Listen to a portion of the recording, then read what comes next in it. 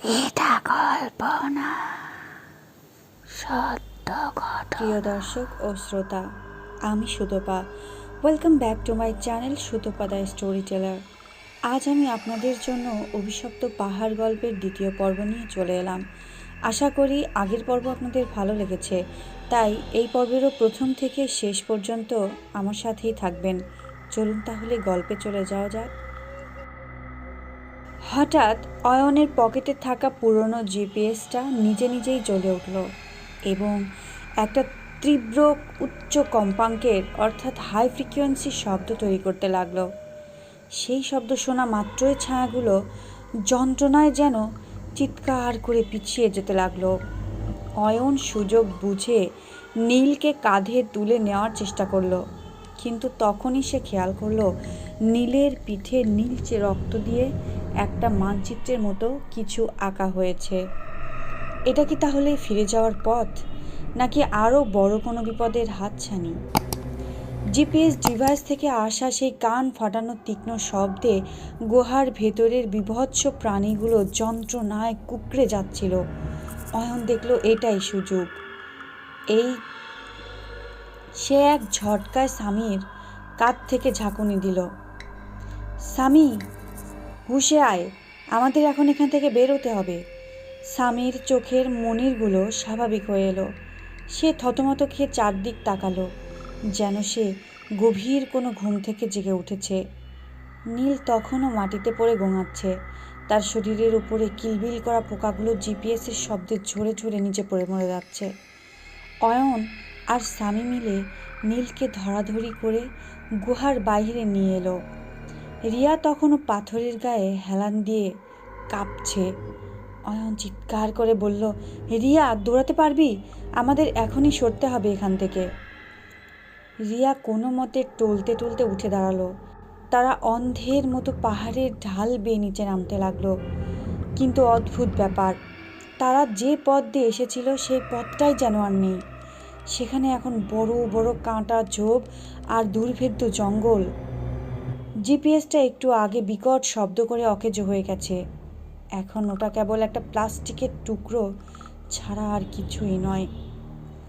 কিছু দূর যাওয়ার পর নীল হঠাৎ করে কথা বলে উঠল, কিন্তু তার গলাটা কেমন যেন ভারী আর বয়স্ক মানুষের মতো শোনালো। সে অস্ফুট গড়ে বলল, পূর্ব দিকে যাস না, ওখানে মরণ ফাঁদ। ওই পাহাড়ের কান্না শুনলে কেউ বাঁচে না। অয়ন থমকে দাঁড়ালো। নীল, তুই ঠিক আছিস? নীল কোনো উত্তর দিল না। সে আবার জ্ঞান হারিয়েছে। অয়ন তার পিঠের দিকে তাকিয়ে শিউরে উঠল। নীলচে রক্ত দিয়ে আঁকা মানচিত্রটা যেন এখন জল জল করছে।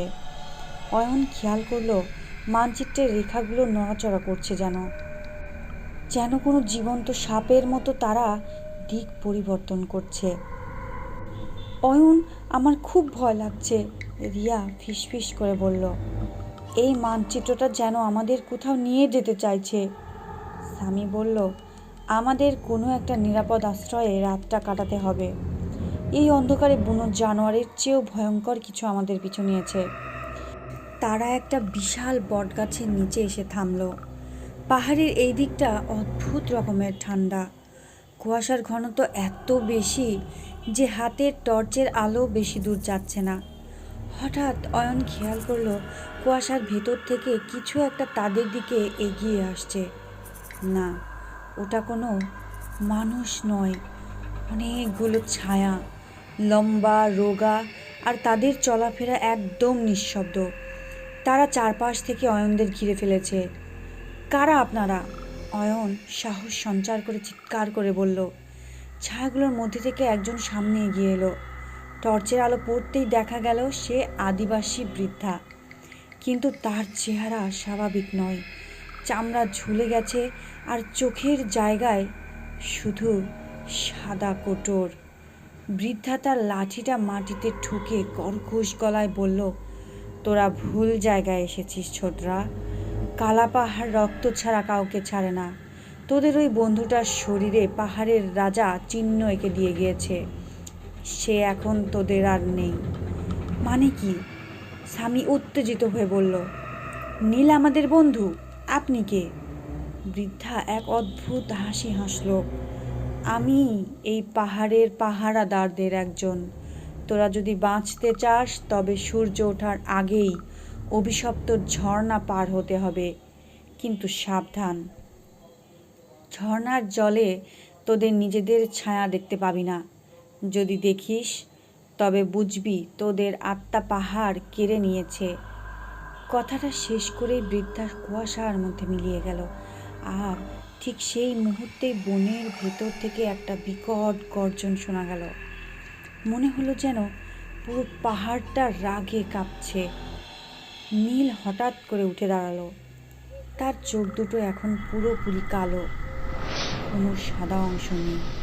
সে অয়নের দিকে তাকিয়ে হিম শীতল গলায় বলল, সে আসছে, শিকার শুরু হয়ে গেছে। বনের আড়াল থেকে বিশাল এক ছায়ামূর্তি বেরিয়ে এলো। তার উচ্চতা প্রায় 10 ফুট, আর শরীর পশুর মতো লোমে ভরা, হাত মানুষের হাড়ের বর্ম, আর তার হাতে একটা বিশাল কুঠার থেকে নীলচে আলো বিচ্ছুরিত হচ্ছে। অয়ন বুঝতে পারলো এখন আর পালানোর পথ নেই, হয় লড়াই অথবা মৃত্যু, যে কোনো একটা বেছে নিতে হবে।